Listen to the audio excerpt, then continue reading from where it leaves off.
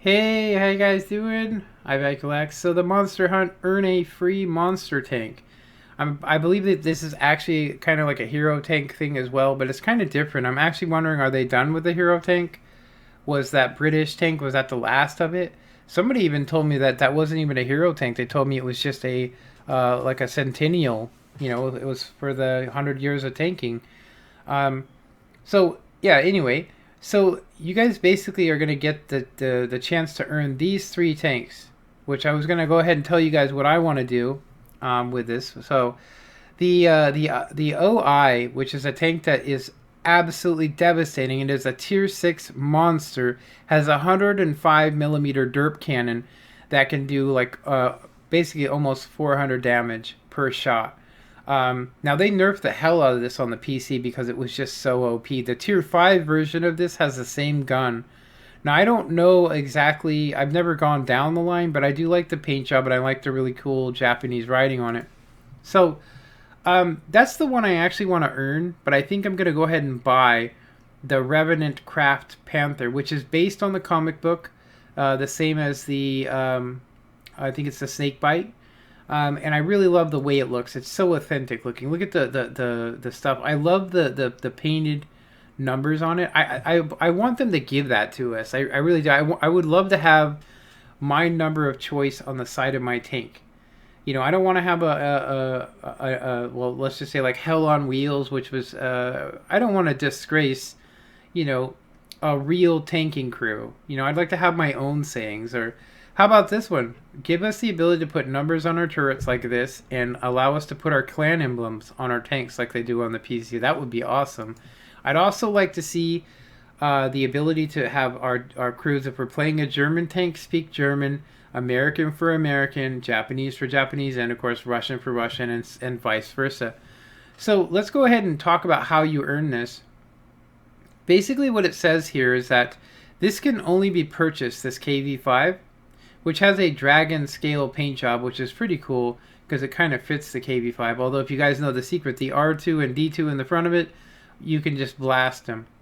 So this basically is a long thing to read, so I'm just going to go straight to the monster op, itself. This is how you can earn these. Now, I may be wrong, and they may also update this in the future. They haven't released all of everything. It's kind of a surprise, but it says starting October 10th, and it's a competitive Halloween themed op to capture earn the three tanks that we just looked at. It's all about destroying enemies in random battles, and let's just say the more destruction, the better. It kind of hints out this. It has something to do with killing tanks and damage. So maybe it's like this: you get it for how many tanks you kill, plus you can get maybe extra for destruction for like how many tanks you actually kill and how much damage you do.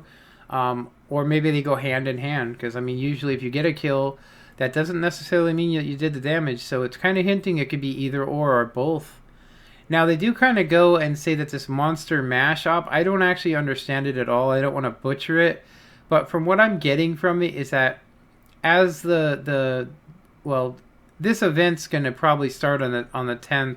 They didn't say anything about it, being like the 10th, and then they're gonna release it on the 7th, and then the 8th, and then nothing. This may be basically what people have been asking for, which everybody wants. Basically, this they want to just have as much time as they want to get it. Meaning, if you want us to earn 300 points with the Mark One, that there should be no stop on it. Like we should have been able to earn it, over the week, because nobody that has a job could possibly earn that tank. And I know a lot of people that were very upset about it. Excuse me. Go ahead and drink me some water. Holy smokes! All right, so the Halloween. It says Halloween approaches. It says the Monster Mash special event for these four monster tanks during, or was it turning into their awakened forms during a limited time event, which I don't actually know what that means. It's almost as though when Halloween time comes around, these are basically going to change into something else. Like this is going to become like a lichen, maybe like a werewolf or something, and this is gonna become a revenant. I don't know what that is, a revenant craft, and then this is gonna become a Cujo, which is like a dinosaur. I don't know what this is, but I'm pretty sure it's a dragon. Um, so it might actually be something like that, where you actually turn into an animal. I mean, they don't really say, but they do kind of hint out here, this special event, that these four monster tanks turn into their awakened forms during this limited time event. All monster tanks awaken with special abilities in other Monster Mash Halloween weekend events on the 28th to the 31st, which means if you have these tanks, you can actually do something that you haven't seen before. And that's basically what they're hinting at, which I think is very exciting and a very new way of going with World of Tanks. Fear not, owning a monster tank is not required. So if you don't own a monster tank, you can still play the Spectre, which makes me wonder if the Spectre is going to be like intermatched with these tanks. That would be kind of crazy, huh? Complete details of earning the monsters will come out sooner or more. There'll be more to it. So, like I said, I'm not 100% sure, but they have been a lot more. They've been more clear on this one. I'm happy about that. Also, if you purchase a tank, there's also going to be monster loot drops, meaning you can earn any of these things here randomly. And of course, I didn't mention it, but the Panther comes with a special perk, which is the Craft Panther exclusive skill, Supply Converter. Skill, it says, rationing technique gives the commander a chance to preserve a consumable used during a battle, which is pretty cool if you think about that.